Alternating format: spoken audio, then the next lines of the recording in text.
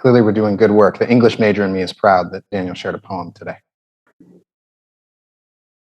Great work. Good morning, friends. Thanks for joining us. Glad you're here. Yeah, if you're new, we're glad you're here. If you're not new, we're also glad you're here. Thanks for joining us at Midtown. You guys, a couple years back, I received an email, and immediately upon opening it, my pulse started to race.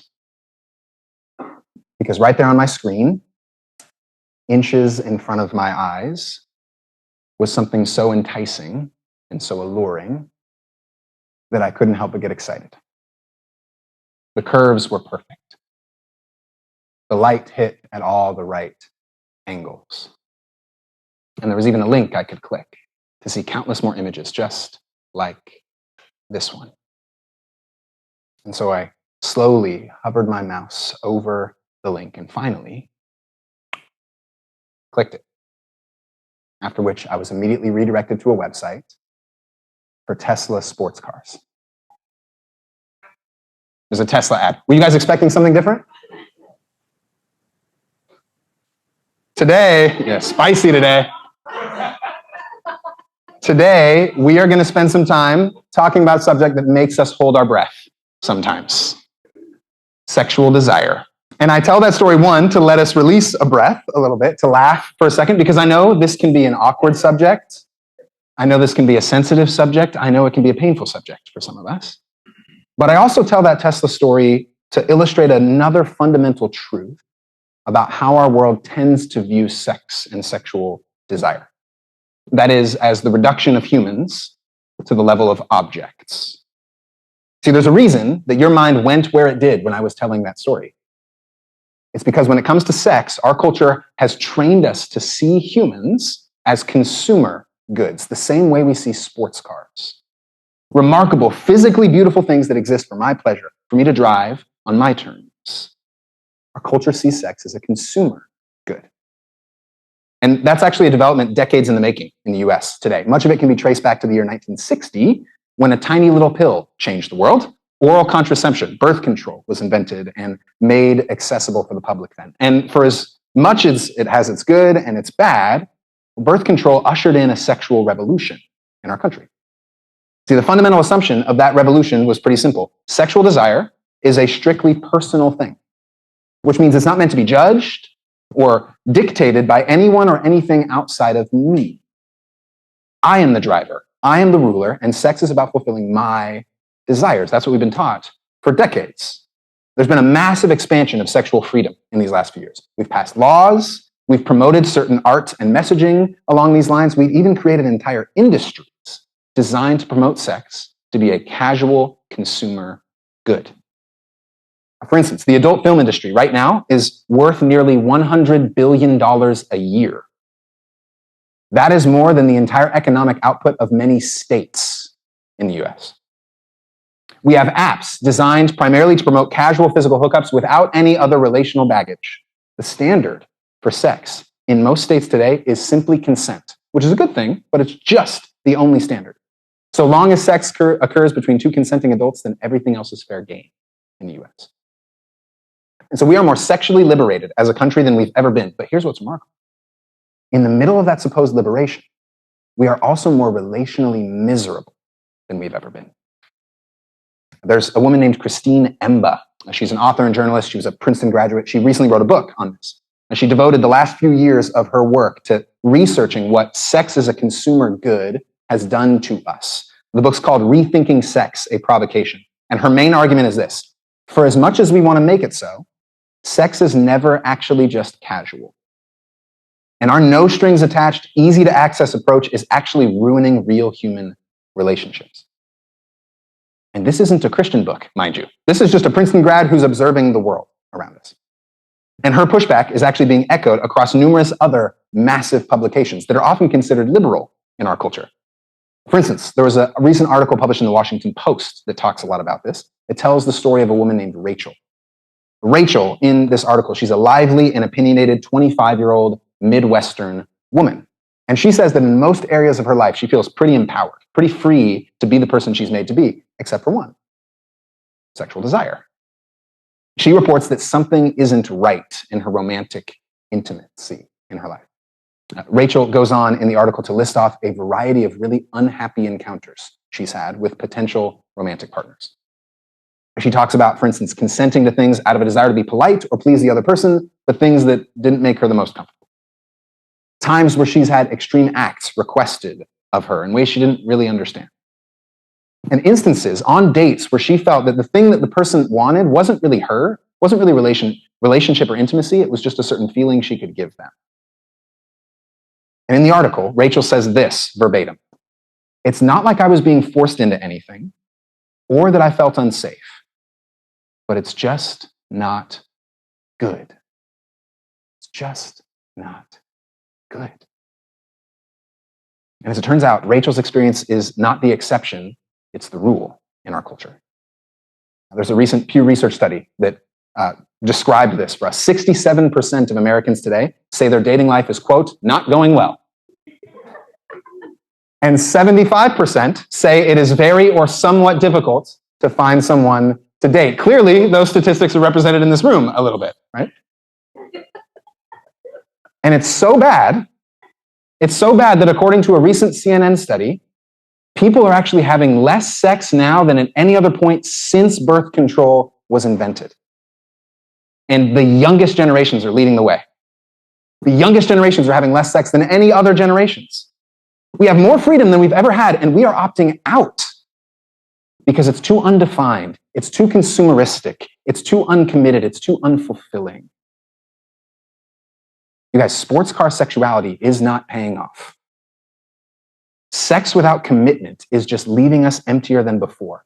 And in that same Washington Post article, the author starts to ask many of these people who are interviewed, well, what would you say would be the cure? What is a better picture of relationship looks like? And here's some of the words they used: listening, care, mutual responsibility. One person just said this as a rhetorical question: can we not just love each other for a single day? Guys, our world is longing for real, lasting intimacy, and our culture is failing to provide it. Another New York Times article put it right: we need a new sexual ethic. We're continuing in this teaching series here at Midtown called Glittering Vices. We're going through the season of Lent, which is just a time that Christians have set aside for many years to reorient our hearts, our minds, and our bodies back towards Jesus. And in our series, Glittering Vices, we're looking at this old framework called the 7 deadly sins. It was invented by some monks who knew what they were talking about when it came to human desire. And the idea behind the 7 deadly sins is that these are 7 human postures of our heart, parts of our hearts that in some way can have a ripple effect into the rest of our lives. And if we can address these 7 postures, then what we'll find is a lot of healing for ourselves and for the world. And as it turns out, this obsession that our culture has with making sex a consumer good, using other bodies for our purpose, that's actually not a new thing. It's a very old thing. It's something that the Bible and Christians have talked about for a long time. We've actually got a word to describe it: lust. Lust. And today, we're going to explore a story that not only helps us identify the contours of lust as it reveals itself in our lives, but also helps chart a path for us towards healing, towards life, towards a better sexual ethic on the other side of it.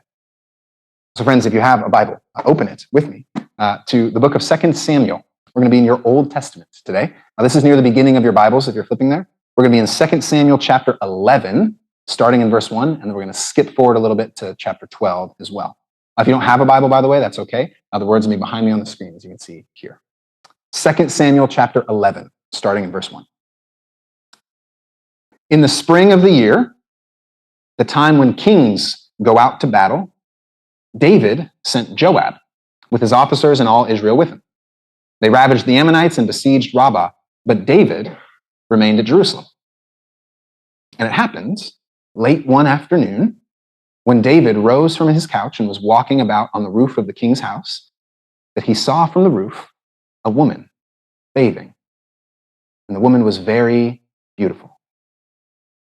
David sent someone to inquire about the woman. It was reported, "This is Bathsheba, daughter of Eliam, the wife of Uriah the Hittite."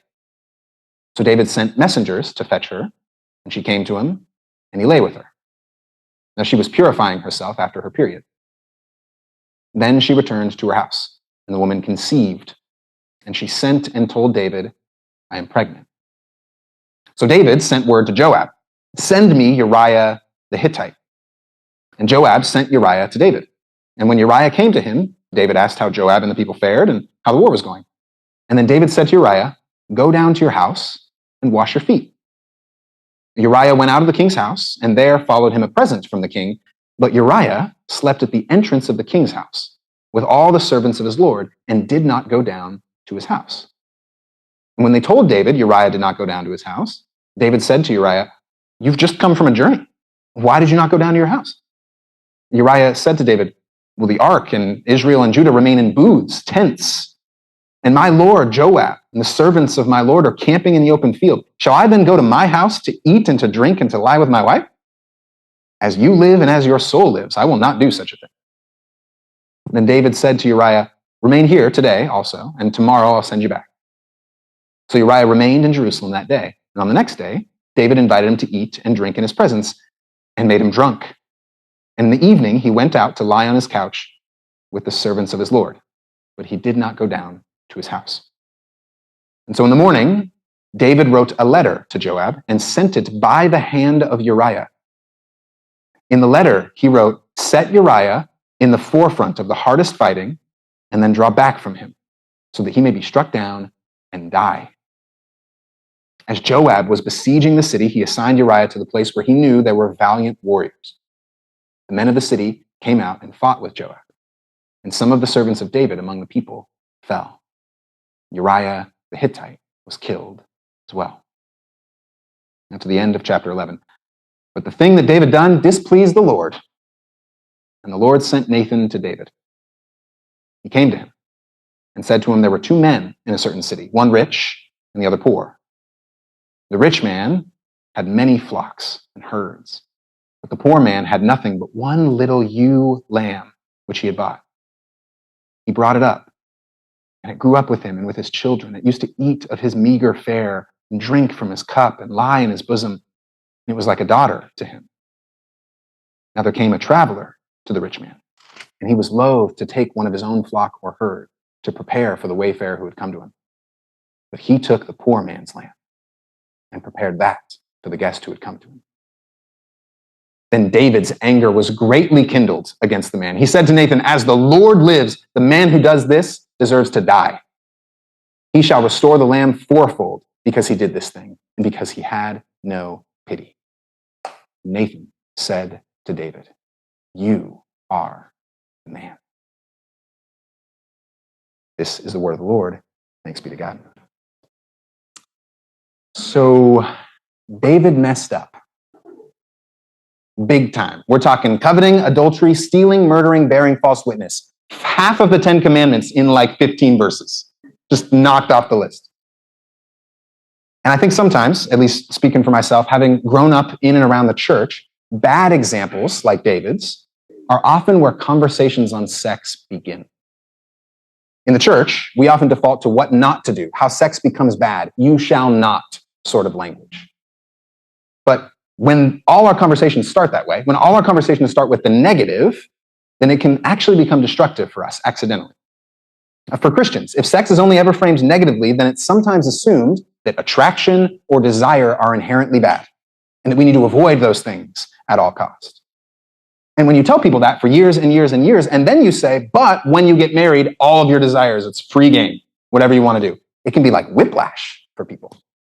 There are people I know who've been raised that way, who are still in marriages 10 years in, and they still have difficulty expressing intimacy with one another because for so long, sex was shameful for them. Desire was shameful.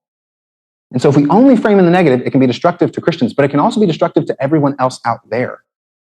See, if they only ever see a negative picture of sex from Christians, then everyone just starts to see them as either prude at best or oppressive at worst.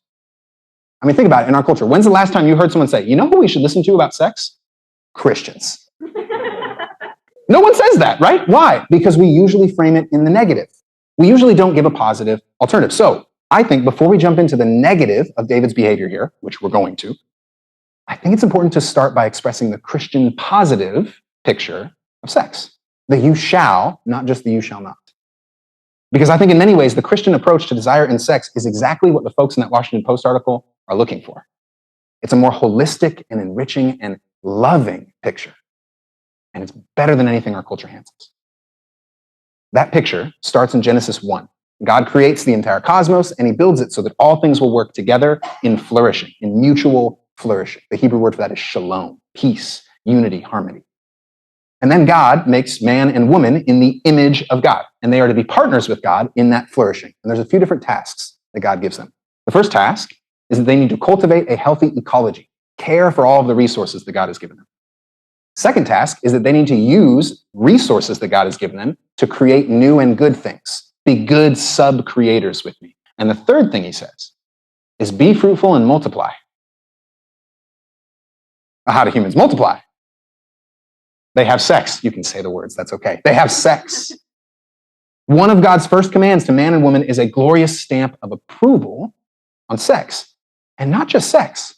Keep going in the story. In Genesis 2, when God presents Eve to Adam, he immediately erupts into a rapturous love song about how beautiful she is. Attraction is a good thing in the Bible. Just to be clear, here's how the Bible starts. A naked man singing rapturous love songs over a naked woman in front of God. And that's just the start of things. The text goes on to say that they were both naked and unashamed. The idea in the Bible is that it's bringing together different parts of our beings. They're naked in body, but they're unashamed in soul. It's saying that in physical unity like this, you are bringing together your body and your soul, which means sex and physical intimacy. It's never just a bodily act. It always involves the whole of our beings.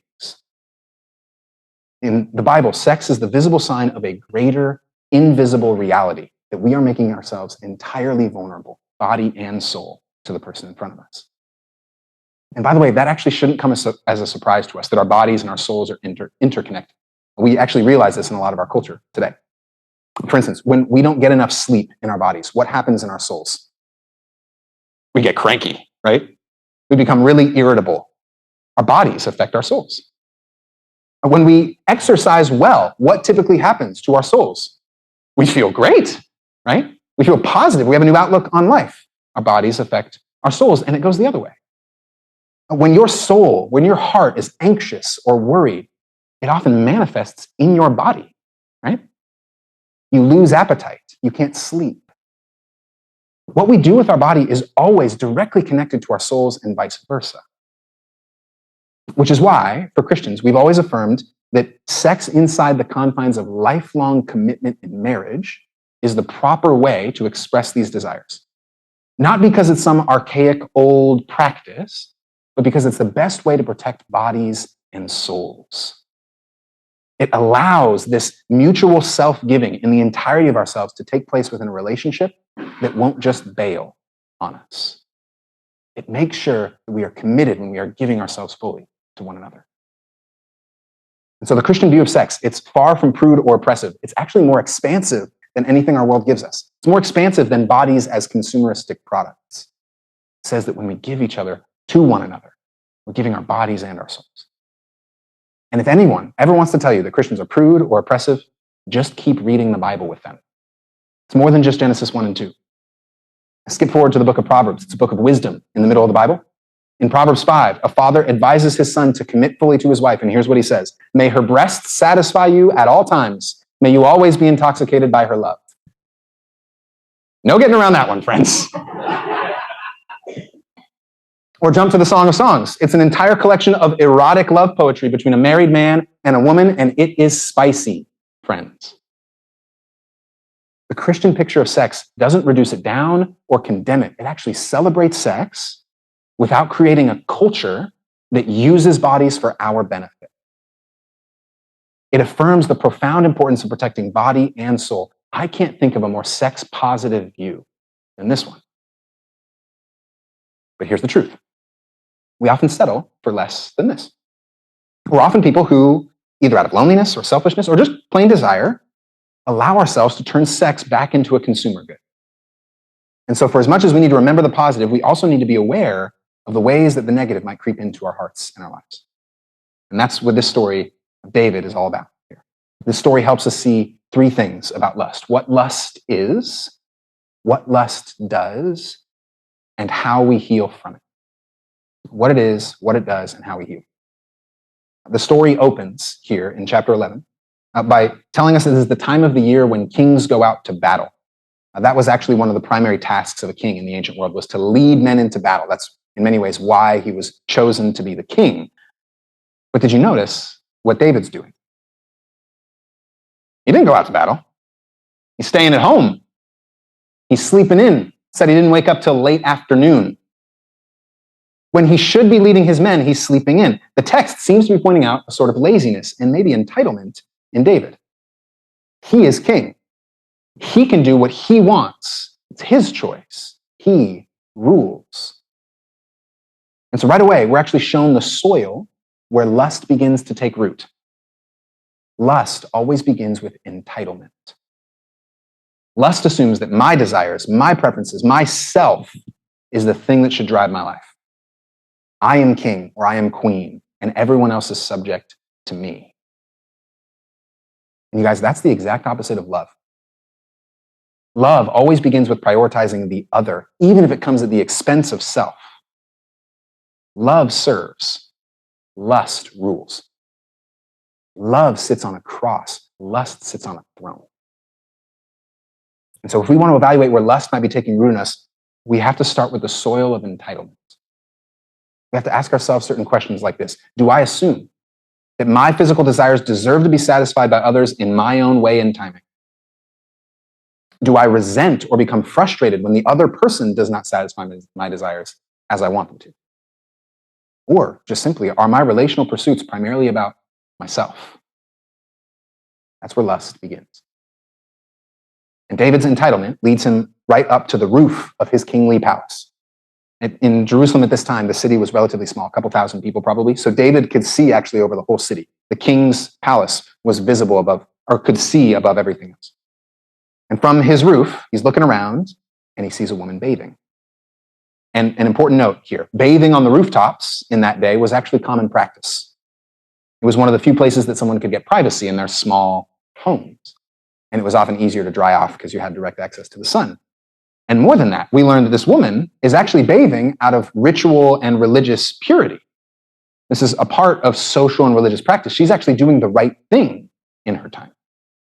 This is entirely David's fault. So there's no temptation or alluring that she's giving. She's actually behaving exactly as she should.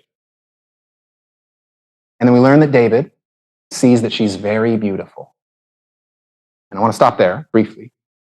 It's important to note, just seeing a beautiful woman or a man, just seeing a beautiful person, does not necessarily mean you've lusted. At that point, David has not done anything wrong. This is a crucially important point. The Bible does not say that lust is attraction. The Bible actually says attraction is good, right? It's part of the created order. But lust is the thought and action to objectify and possess what I see as attractive for my benefit. It is the thought and action to possess what I see as attractive for my benefit. That's why when Jesus speaks about lust in the Sermon on the Mount, the word he uses there isn't the basic word for attraction. It's a word for greedily coveting. To lust is to make the other person a means to my end and to justify any thought or action to obtain that person in my mind or in my actual body.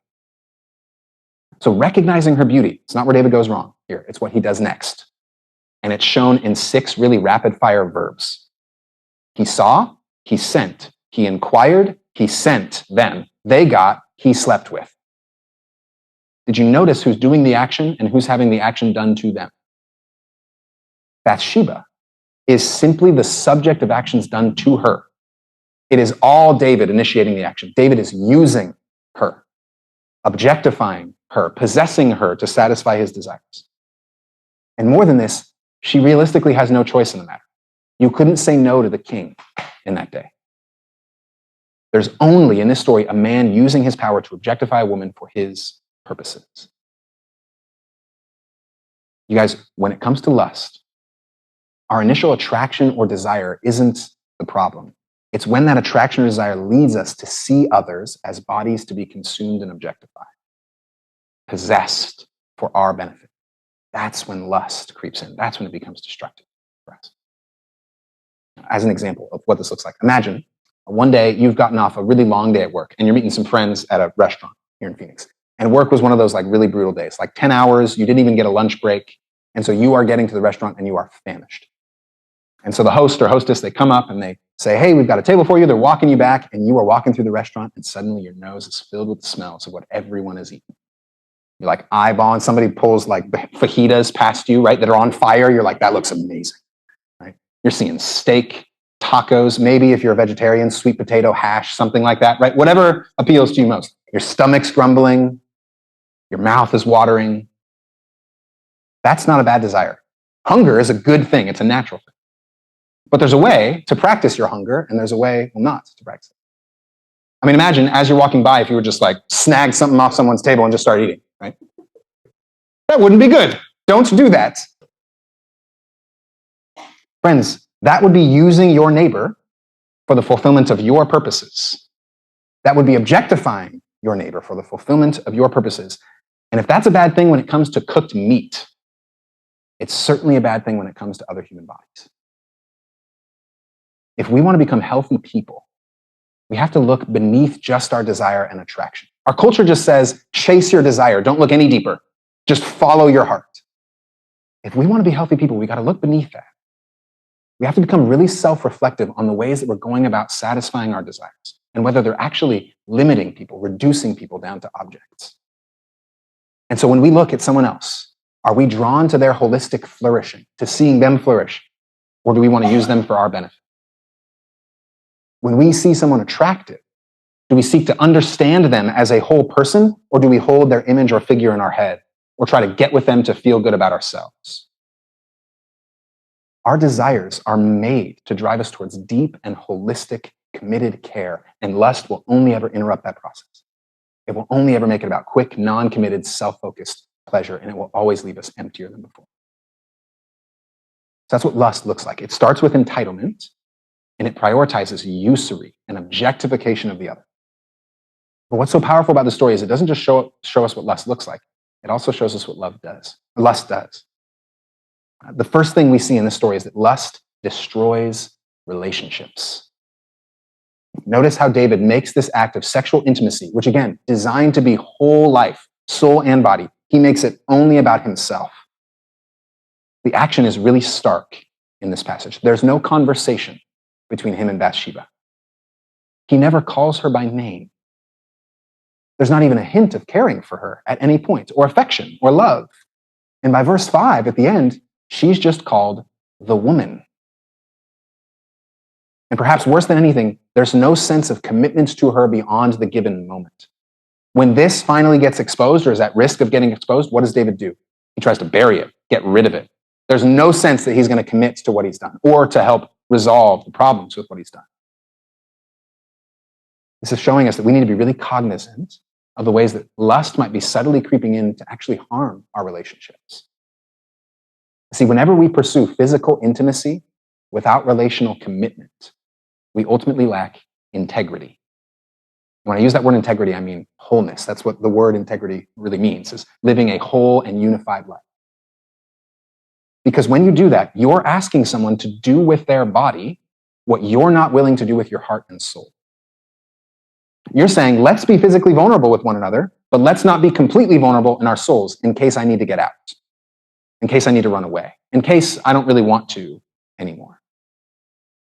And in that moment, sex or sexual activity might feel like deep connection to that person, but it's actually really conditional. It's based on a feeling or a life scenario or convenience. And at the end of the day, that's a consumeristic view of intimacy. Because sex is just a tryout to either earn or maintain someone else's attention and affection. It destroys relationship in the end. There's actually a psychiatrist named John White who wrote extensively on this dynamic. He spoke and wrote from his decades of experience with couples and how they navigated their intimacy. He put it this way.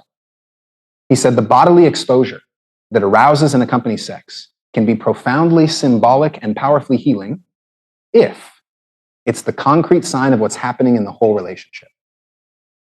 Mutual disclosure and tender acceptance is not the activity of a moment, but the fabric of a lifetime's weaving. It has to happen in the whole of ourselves for the whole of our lives. And I actually think many of us really know this if we authentically reflect enough. Think about some of the deepest wounds and insecurities in our lives and in the world. they're usually born out of times where vulnerability was given and then someone pulled the rug out from under you. Divorce or breakups or one-night stands or casual hookups, they often leave us broken, insecure. Why? Well, because we have given ourselves fully in soul and body to someone else and they've ripped it away from us. We're left feeling less than, vulnerable, reduced, objectified. We know this, friends, deep within our lives.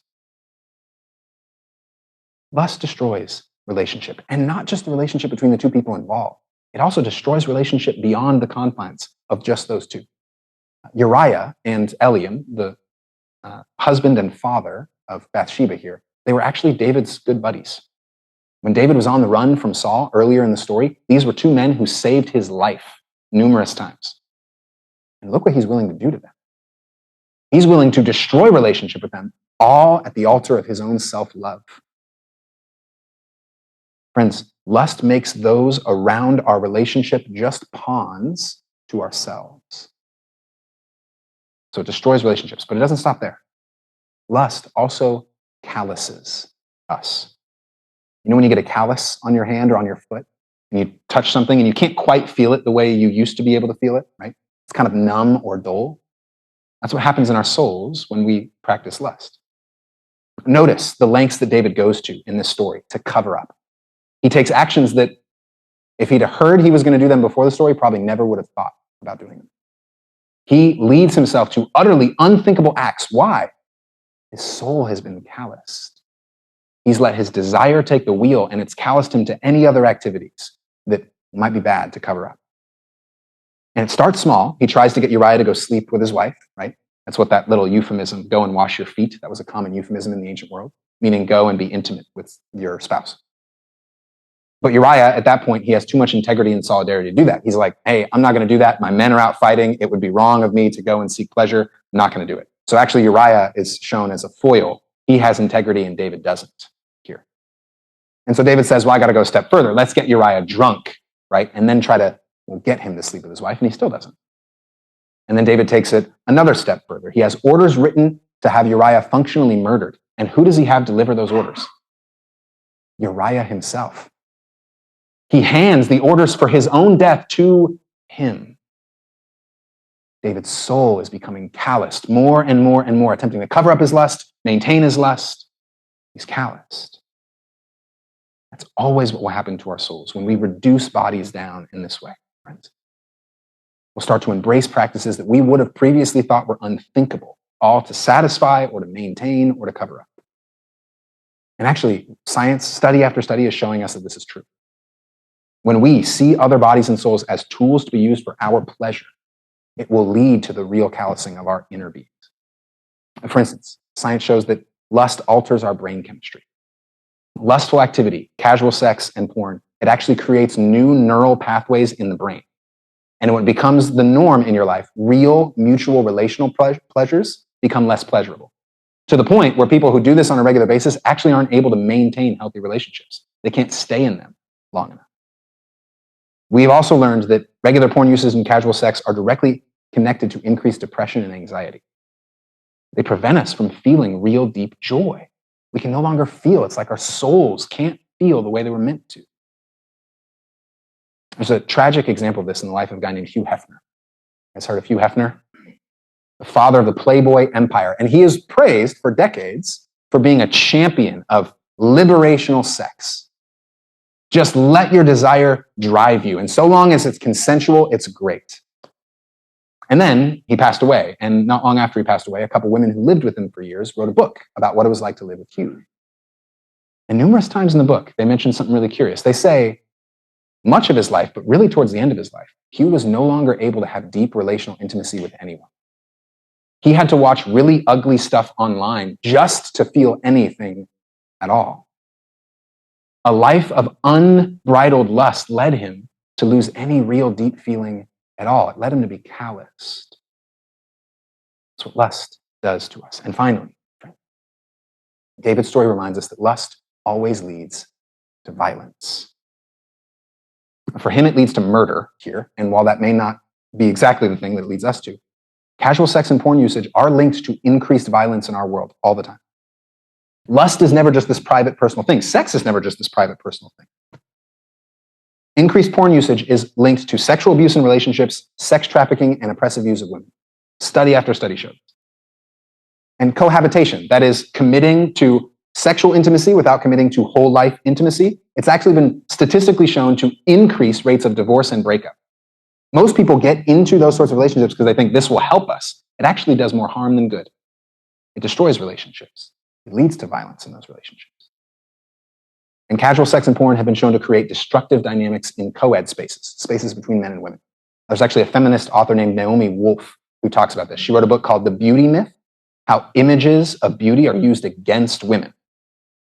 And she describes in the book the way college women think men see them now in our lust-driven world. She says that real naked women are just bad porn.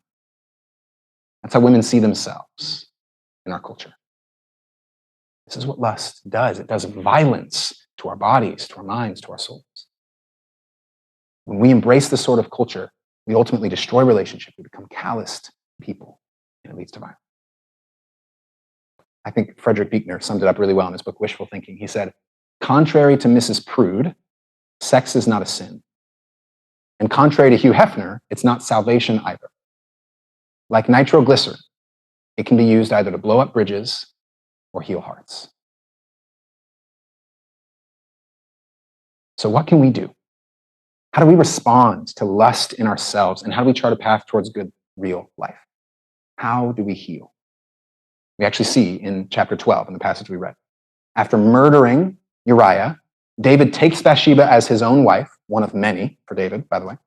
And then some time passes by.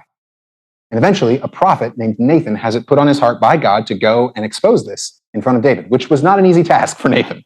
This is the king that could have him put to death if he wanted. So Nathan has to creatively figure out, how do I reveal to David what he's done without him getting defensive and maybe violent towards me? And so he comes up with a creative story, as all prophets do. He tells a story of a wealthy man and a poor man. And this process, by the way, of telling a story to a king, it was actually common in that day. You'd present a case to the king. They were sort of like the Supreme Court, and then they'd make a judgment. So that's kind of the flow of things here. Nathan's presenting a case and inviting David to make a judgment on it. And this wealthy man in the story, he has loads of sheep. And the poor man just has one little lamb. And he loves his lamb dearly. It eats from his table, drinks from his cup. It was like a daughter to him. Nathan humanizes the sheep. And the rich man, because he didn't want to use one of his own many lambs to show hospitality to a stranger, rips what the poor man has from him, steals his one lamb and slaughters it. And David's response, immediate outrage, right? He wastes no time. His verdict jumps to murder, kill the dude. And then he knows, okay, it's actually not probably it. He probably just needs to pay the guy back fourfold for what he's done, because that was the way the law worked at that time. And it's there that Nathan has him. David has already condemned himself. You are the man. And so David is forced to look at his own actions and see them for what they are, corrupt and broken. And later on in the chapter, Nathan explains that there will be some adverse effects from what you've done. The actions you've taken have ripple effects. The actions you've taken matter, but also, well, God will forgive you, which is a remarkable tension in this passage. That David will have things happen to him and his family that are going to be really hard because of his actions. There's a ripple effect, but also, God welcomes you back and restores you. And so in this conclusion, and in the whole story, I think we're seeing a few different things about how we can find healing to lust in our lives. First, we need Nathans in our lives. Shout out to Nathan Martinovich in particular. You need a good Nate dog in your life. That is, we need a community where honesty and confession and grace are all present. We need Nathans who have access to our hearts, who we allow to speak into our lives, to call certain things out, not out of shame, but out of honesty and out of love. And so a good question to ask in your own life is, do I have some good Nathans in my life? Some good Nate dogs? Do I have some people who will be charitable to me, gracious to me, but also direct with me? And secondly, am I a Nathan in someone else's life? Have I been given access to someone else? Do I have the ability to speak into someone? This is the first thing. We need Nathans. That's how we heal. Second thing, we need to avoid setting ourselves up for failure. One of the primary reasons David goes down the road he does here is because he set himself up to. He's being lazy. He slept in. He's just meandering around. Oops, there's someone in front of me. I guess I have to pursue my desire. He could have avoided all of that by just doing the thing that he was made to do, which was lead his men into battle. You guys, we need to become people who don't put ourselves in situations or relationships or interactions that might lead us to use other bodies for our purposes. And that's going to mean different things for different people here, right? You have to figure out what that means for you. But truly do an examination of your habits. Do you have persistent parts of your life that encourage or promote or lend to objectification of your neighbor? And if you do, Jesus was really clear. He said, cut that off. In the New Testament, he does not mince words. He says, cut off anything that's making you objectify your neighbor because it will lead you to disastrous consequences for yourself and them. Remember, the habits you have are ultimately forming you into the person that you are. So start with the habits. Third way we heal, we need to distinguish attraction from sin. We need to make sure not to overshame ourselves when we see someone attractive, right? That's not a bad thing in and of itself. It's what we do with that attraction that matters. We need to prevent ourselves from taking the extra step of objectifying them. I think Martin Luther put it really cleverly in his commentary on lust. He said, I cannot keep a bird from flying over my head, but I can certainly keep it from nesting in my hair and biting my nose off. Right? You can't prevent someone attractive from walking by, but you can prevent the thought of objectifying them or the action of objectifying them from taking root in your life. There's a friend of mine that actually has, I think, a really helpful tool that's been helpful even for me in my own life for how I differentiate between attraction and lust. He says we should approach other people. And when we see someone attractive, we should say this: God, thank you for making that beautiful person. I hope they have a nice day and that they're reminded that they're beloved. My name is so-and-so. I love my God and I love my spouse if I have one. I love my kids if I have them. I love my mother, my family, my sister, my brother, my friends. And thank you, God, for your love of me. By the time you've prayed that prayer, lust has dissipated in your life. You have reoriented yourself towards love, which is ultimately the cure for this. True, committed love. Name the attraction in front of you and then move on. That's the third thing we do to heal from lust. Fourth thing we do, we have to remember chastity. And I know that sounds really buttoned up and conservative, but chastity in its original term actually didn't mean just refraining from all sexual activity. It actually didn't hold a low view of sexual activity originally. The idea of chastity in its deepest sense means becoming someone who loves others holistically and does not reduce them down. It means not using other bodies as a means to our end. It means committing to holistic love, not physical lust. That's what chastity really means, which means all of us in this room are called to chastity to some level. There's a woman who wrote a book called Glittering Vices on this. She describes chastity, I think, really, really well. Konyndyk DeYoung is her name. She said, chastity is a pro-love lifestyle, and therefore a virtue one needs, whether single, married, old, or young. It's not something you need only when you're dating or surfing the internet. It's a quality of one's character evident in all areas of one's life. It's a project of becoming a person with an outlook that allows one to selflessly appreciate good and attractive things, most especially bodies and the pleasures they afford, by keeping those goods ordered to the good of the whole person and his or her vocation to love. Christianity's fundamental question is, how can my life, my thoughts, my choices, my emotional responses, my conversation, my behavior, how can those things make me a person who is best prepared to give and receive love in relationship with others? That's what chastity looks like. It sounds great to me, friends. So whether you're in a relationship or pursuing a romantic relationship or just living as a single adult who wants to cultivate healthy friendships and relationships, commit to pursuing each person in a way that seeks their comprehensive good, their holistic flourishing. See everyone as a beloved soul and body created by God, and commit yourself to loving all parts of them in the ways that your relationship allows. And what you'll find is when you do that, you'll experience far deeper connection in friendship and in intimacy with the people in your lives. And finally, friends, may we always remember what Nathan reminds David of, that we follow a God who puts away our sin. So often sex is loaded with shame for us. Attraction is loaded with shame for us. Remember that we follow a God who forgives. Remember that he's always inviting us into deeper and fuller life in him. There is a better relational life waiting for us when we turn to God and let him shape us. When we do the thing that David failed to do here. When we do that, he will turn us from lusters to lovers. He will give us his eyes to see every person as beloved sons and daughters, beloved bodies, and beloved souls. Let's pray, friends.